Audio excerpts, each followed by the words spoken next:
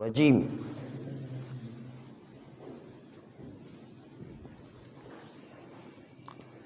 بسم اللہ الرحمن الرحیم وبہ نستعین وہو خیر معین۔ مسجد کو پاک رہنا چاہیے، چنانچہ مسجد کی زمین کو نجس کرنا، مسجد کی نیچے کی چھت یا اوپر کی چھت کو نجس کرنا، نیچے کی چھت یہ ہے اور اوپر کی چھت جو چھت پر جا کر کے ہوا کرتی وہ اوپر کی چھت ہے، دونوں کو نجس کرنا جائز نہیں ہے۔ مسجد کی زمین کو نجس کرنا، مسجد کی چھت کو نجس کرنا، مسجد کی اوپر کی چھت کو نجس کرنا جائز نہیں ہے۔ اسی طرح جو مسجد کے توابع میں سے شمار ہوا کرتے ہیں جیسے کھڑکی دروازے، ان کو بھی نجس کرنے کی اجازت نہیں ہے۔ اور اسی طرح مسجد کے آلات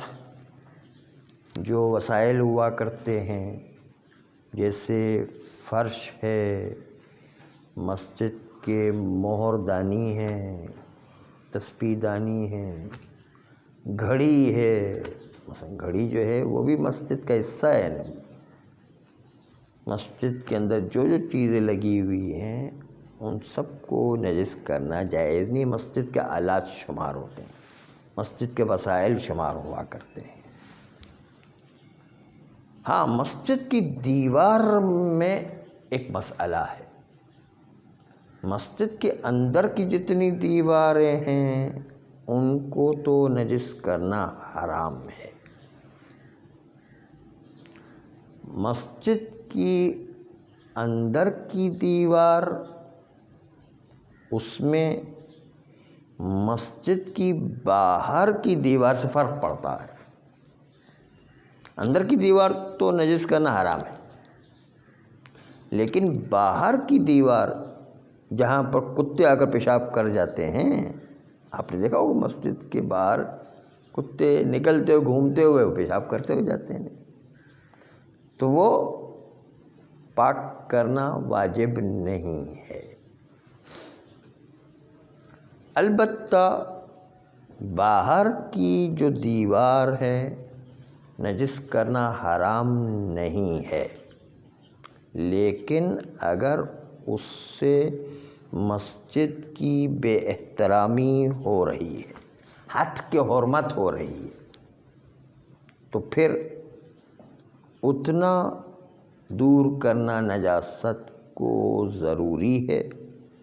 کہ جس سے مسجد کی بے احترامی ختم ہو جائے، مسجد کی بے احترامی نہ ہو، اتنا نجاست کو دور کرنا ضروری ہے تاکہ مسجد پاک باہر سے بھی رہے یا کم سے کم مسجد کی توہین نہ ہو رہی ہو۔ ویسے بھی احتیاط مستحب یہ ہے کہ باہر کی دیوار کو بھی پاک رکھا جائے۔ جب باہر کی دیوار سے مراد کیا ہے؟ باہر کی دیوار سے مراد وہ ہے جس پر کتے پیشاب کر جایا کرتے۔ باہر کی دیوار سے مراد یہ والی دیوار نہیں ہے کہ جو باہر کی دیوار ہے، نہیں، یہ تو مسجد کا حصہ ہی شمار ہو۔ باہر کی دیوار وہ ہے کہ جہاں پر چوکی بنی ہوئی ہے، جیسے وہاں پر وہ باہر کی دیوار کہلائے گی۔ جہاں سے کتے گزرتے ہیں، پیشاب کرتے ہوئے جاتے ہیں، یا مختلف جانور جاتے ہیں اور اس کو نجس کرتے ہوئے جاتے ہیں مثلا۔ لیکن یہ اندر کی جو دیوار ہے مسجد کی، وہ بھی باہر کی ایک دیوار رکھتا ہے، یہ دیوار مسجد کے اندر کی دیوار ہی شمار ہوگی، یہ مسجد کا حصہ ہے اندر کا، اس کو جو ہے مسجد کی باہر کی دیوار شمار نہیں کریں گے۔ جیسے یہاں کی باہر کی دیوار ہے، یہ باہر کی دیوار شمار نہیں ہوگی، یہ مسجد کے اندر کی دیوار شمار ہوگی، جو مسجد کے اندر کا حصہ شمار ہوگا۔ باہر یعنی روڈ کے سائڈ کی جو دیواریں ہیں یا مسجد سے باہر نکلنے کا راستہ جو ہے وہ روڈ کے سائڈ کی، جس سے اس طرف روڈ ہے اس طرف مسجد ہے، جو درمیان میں مسجد دیوار ہوتی وہ باہر کی دیوار کہلاتی۔ اس میں کتے پیشاب کرتے ہیں، یہ علامت یاد رکھیں۔ یہ جو سمجھنے کے لیے کہ کتے پیشاب کرتے کرتے جو ہے 24 گھنٹے میں کوئی کھڑا تو نہیں رہے گا کہ کوئی کتا نہ آئے، نہیں، وہ گزرتے رہتے ہیں اور پیشاب بھی کر جاتے ہیں، اور وہ چونکہ پیر اٹھا کے جو پیشاب کرتے تو دیواروں پر پیشاب کیا جاتا ان کا۔ کچھ بعض کتے ایسے ہی پیشاب کر لیتے ہیں، لیکن زیادہ تر کتے جو ہے پیر اٹھا کے پیشاب کرتے ہیں، اس لیے وہ دیواروں پر پیشاب کیا کرتے ہیں۔ تو یہ باہر کی دیوار سے مراد وہ باہر کی دیوار جو روڈ سائڈ پر لگ رہی ہے،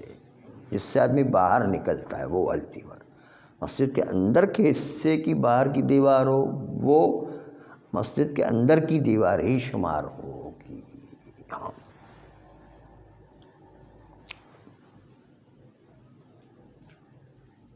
اب یہ تو مسئلہ ہو گیا مسجد کا کہ مسجد کی دیواریں اس کو کیا کیا حدود ہیں کہ جن کو نجس کرنا حرام ہے اور نجس ہو جائے۔ تو اب دوسرا مرحلہ ہے کہ پاک کرنے کی ضرورت پیش آ گئی۔ آپ نے دیکھا مسجد میں کہ بچے نے پیشاب کر دیا ہے، تو اگر انسان خود پاک کر سکتا ہے تو اس پر واجب فوری ہے کہ اس کو پاک کرے، اور اگر خود پاک نہیں کر سکتا ہے اس لیے کہ بہرحال انتظامیہ ناراض ہوتی ہے اس لیے پاک نہیں کر سکتا، مثلاً یا ایک آدمی کا کام نہیں، اس کے لیے 2 3 4 5 آدمی ہونا چاہیے تب جا کے مسجد پاک کر، اکیلا آدمی نہیں کر سکتا۔ مثلاً کوئی بھی وجہ ہے جو پاک نہیں کر سکتا ہے اور مسجد کی توہین ہو رہی ہے، پیشاب جب پڑا ہے مسجد کی توہین ہو، تو ایسی صورت میں کہ جب خود پاک نہیں کر سکتا ہے اور مسجد کی توہین بھی ہو رہی ہے، تو پھر احتیاط واجب کی بنیاد پر اس پر واجب ہے کہ ایسے لوگوں کو اطلاع دے جن کے اطلاع دینے سے وہ لوگ آ کر اس کو پاک کر کے جائیں گے۔ جیسے متولی حضرات ہوتے ہیں، وہاں کے ذمہ دار لوگ ہوتے ہیں، ان کو اطلاع دیں گے کہ بھئی فلاں بچے نے وہاں پر پیشاب کر دیا ہے میرے آنکھوں کے سامنے، وہ آ کے دیکھیں گے ہاں پیشاب کیا ہوا ہے، تو وہ جو ہے ان کی ذمہ داری بن جاتی ہے کہ وہ پھر پاک کریں، کیونکہ متولی حضرات ہی وہ مسجد میں تصرف کیا کرتے۔ دوسرا کوئی اگر پائپ لائن اپنی لے کر بھی آئے تو پھر بھی اس کے لیے اکیلا کام کرنا مشکل ہے، اور کرے بھی تو متولی حضرات اعتراض کریں گے، اس لیے ان کے ساتھ ہم آہنگی کر کے اس کام کو انجام دینے کی ضرورت ہوا کرتی ہے۔ تیسرا مسئلہ یہ ہے کہ اگر مسجد کو پاک کرنے کے لیے یا مسجد کو توہین سے بچانے کے لیے، توہین نجس ہو گیا اور نجس ہونے کی صرف توہین ہو رہی ہے، کبھی نجس ہوتا ہے لیکن توہین نہیں ہو رہی ہوتی۔ مثال کے طور پر آپ کے ناک میں سے خون آ رہا تھا، اتفاق سے کسی فرش کے اوپر ایک چھوٹا سا ذرہ گر گیا مثلا، تو مسجد نجس تو ہو گئی ہے لیکن توہین نہیں ہو رہی یہاں پر۔ تو کبھی مسجد کے نجس ہونے سے مسجد کی توہین بھی ہو رہی ہوتی ہے، جیسے فضلات اور پیشاب کو بہت زیادہ تعداد میں کوئی انجام دے کر جائے تو مسجد کی توہین ہو رہی ہوتی ہے ایک دم، کہ مسجد اتنی گندی پڑی ہوئی ہے، لوگوں کے راستے سے گزرنے کی مشکل پیش آ رہی اور ہر جگہ اس کی نجاست پھیل بھی رہی اور بدبو بھی پھیل رہی، تو یہاں پر مسجد کی توہین ہو رہی ہوتی ہے۔ بعض اوقات اس طرح ہوتا ہے کہ مسجد کی توہین ہو رہی ہوتی ہے اور بعض اوقات مسجد کی توہین نہیں ہے، مسجد کی توہین اس لیے نہیں کہ چھوٹا سا ذرہ اڑ کے ناک سے وہ کسی قالین پر گر گیا ہے، اتنا نظر بھی نہیں آ رہا ہے وہ، تو اس سے مسجد کی توہین نہیں ہو رہی ہوتی، لیکن نجس تو ہے بہرحال، پاک تو اس کو بھی کرنا ہے، یعنی جو ایک چھوٹا سا ذرہ گر گیا اس کو بھی پاک تو کرنا ہے بہرحال، ایسا نہیں کہ مسجد کو پاک نہیں کرنا ہے، اس کو پاک کرنا ہے، یعنی وہ قالین پہ جو گرا اس قالین کو پاک کرنا ہے، یعنی چاہے توہین ہو یا توہین نہ ہو۔ تو اب دو مسئلے، اس صورت کے اندر بھی جو خون گرا وہ بھی حرام تو ہے نا، کام تو حرام ہے نا؟ وہ تو ہم سے اچانک سے گر گیا، ہمارا کوئی قصور تھوڑی ہے، جان بوجھ کے کوئی نجس کرے تو حرام ہوگا، اگر جو جان بوجھ کے نہیں کرتا تو حرام نہیں ہے۔ اگر اتفاقی طور پر کبھی ہو جایا کرتا ہے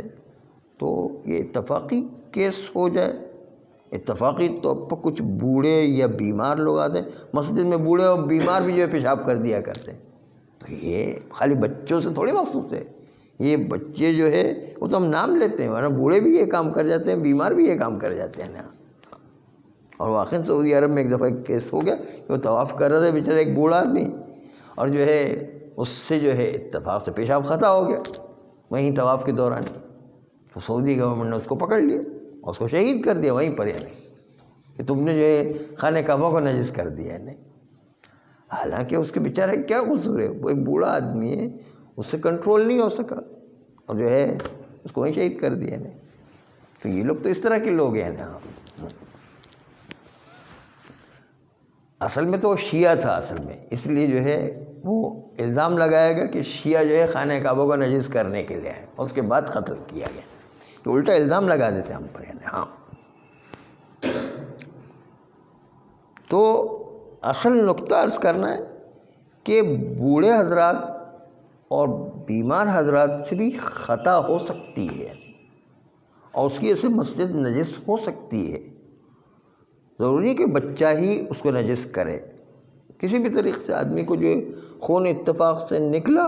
اور وہ ہماری ناک سے نکل کے ایک دم قالین پر گر گیا، تو اب ہمارے اس میں کیا قصور ہے؟ ایک بیمار آدمی ہے، ایک جو ہے ناک سے خون اچانک سے آ گیا، نکسیر بہنے لگی، ایک دم اچانک سے خون گر گیا، ہمارے تو کوئی قصور نہیں ہے، ہم نے کوئی جان بوجھ کے تھوڑی اس کو کیا ہے، یا وہ بوڑھا آدمی جس سے کنٹرول ختم ہو گیا اور اس کی وجہ سے پیشاب میں یا ٹوائلٹ میں خطا ہو گئی، تو اس کا قصور نہیں ہو، وہ گناہگار نہیں ہو، لیکن پاک کرنا بہرحال واجب ہے، پاک کرنا واجب رہے گا۔ اب پاک کرنے کی نوعیت دو ہے، ایک پاک کرنا ہے اس جگہ کو کہ جس میں مسجد کی توہین نہیں ہو رہی ہے نجس ہونے سے، ایک وہ جگہ ہے کہ اگر پاک نہ کریں تو مسجد کی توہین بھی ہو رہی ہے، تو کبھی توہین کے بغیر پاک کرنا واجب ہو جاتا ہے، کبھی پاک کرنا توہین کے ساتھ وہ نجس ہو گیا ہے، تو دونوں طریقے سے پاک کرنا ہے، اور دونوں میں ضرورت ہے کہ مسجد کو کھودنا پڑے گا یا مسجد کو توڑ کے تعمیر کرنا پڑے گا، کیونکہ ایسا نجس ہو گیا ہے کہ مسجد کو کھودے بغیر پاک نہیں ہو سکتا ہے، مسجد کو توڑے بغیر کچھ حصے کو وہ پاک ہی نہیں ہو سکتا ہے۔ مثلا آپ نے گھر میں بھی دیکھا ہوگا بہت سی جگہ ایسی ہوتی ہے جس کو کھودنے کی ضرورت پڑتی ہے تب وہ حصہ صحیح ہوتا ہے، کبھی جو ہے وہ کھودنے کے علاوہ گھر کی کچھ چیزوں کو دیوار کو توڑنا پڑتا ہے تب جا کے وہ پاک ہوا کرتا ہے، توڑنے پر موقوف ہوتا ہے کبھی جس میں تعمیرات کی ضرورت ہوتی ہے، کھودنے کو کے بعد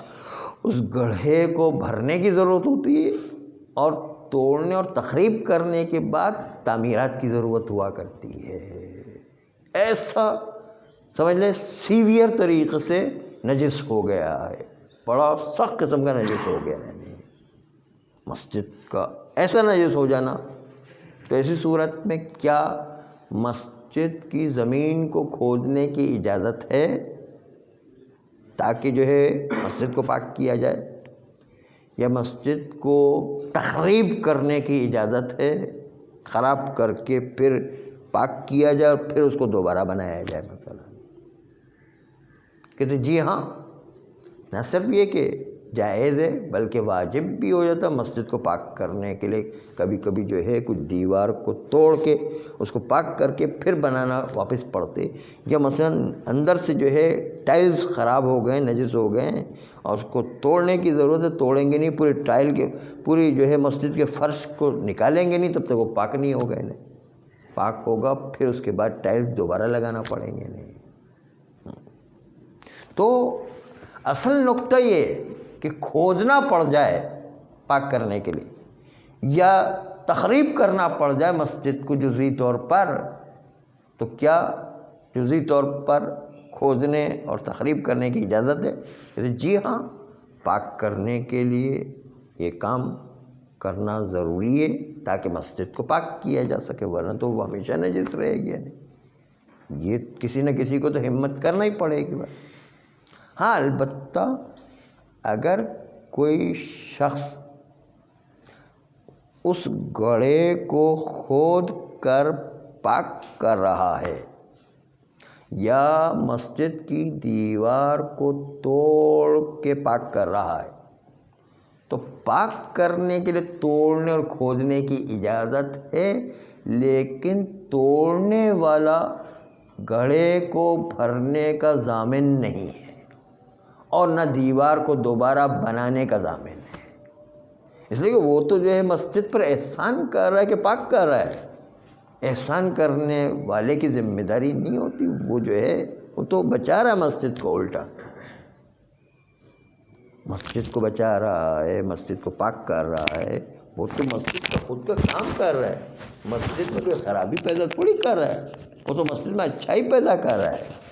تو وہ احسان بھی کر رہا ہے مسجد پر اور ساتھ ساتھ اس پر ضمانت بھی دے دے کہ بھائی آپ کو یہ گڑھا بھرنا پڑے گا, آپ کو یہ دیوار تعمیر کرنا پڑے گی. یہ اس کی ذمہ داری نہیں ہے. جو مسجد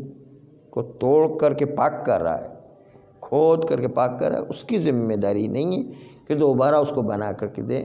خاص طور پر اس میں خرچہ بہت زیادہ ہو, لاکھوں روپے کا خرچ ہو,